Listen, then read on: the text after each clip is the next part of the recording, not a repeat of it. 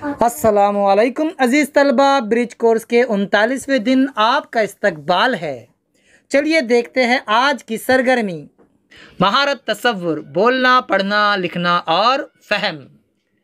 आओ मालूम करें। उस्ताद वालिदैन के ज़रिए नीचे दिए गए हरूफ पढ़ो और उनकी मदद से दिनों के नाम मुकम्मल करो। अज़ीज़ तलबा, आज आपको दिनों के नाम लिखने हैं। बहुत ही आसान काम है। देखिए यहाँ पर पे ये रे दिया गया, इससे क्या बनता है, कौन सा दिन बनता है, पीर बनता है। बहुत आसान है। चलिए देखिए आगे। आओ अहलियत पैदा करें। दर्ज झैल हर्फ गौर से पढ़ें और ये बताएं कि इन हरूफ में कौन सा दिन छुपा हुआ है।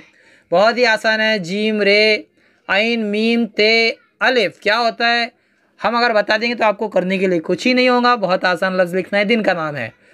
यहाँ पर देखिए रे, अलिफ, ते, वाव, अलिफ है, कौन सा दिन है, छुट्टी होती है उस दिन। लिखिए आगे देखिए। आओ मश्क करें। दर्ज झैल हर्फ गौर से पढ़ें और ये बताएं कि इन हरूफ में कौन सा दिन छुपा हुआ है। देखिए प्यारे बच्चों, यहाँ पर 5 दिन दिए गए हैं। आप देखना है आपको और इन हरूफ को जोड़कर लिखना है।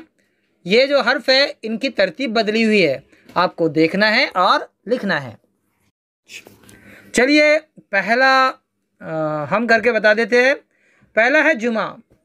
देखिए आइन, जीम, हे, मीम, तो इन हरूफ से मिलकर बनता है जुमा। जीम, आइन, मीम, हे, जुमा।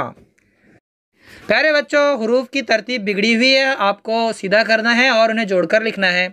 आगे देखिए। आओ तख़य्युलाती बने। आओ अपने उस्ताद वालिदैन की मदद से दिनों पर मुनहसर गीत दरसी किताब या दिगर कुतुब से तलाश करके लिखें।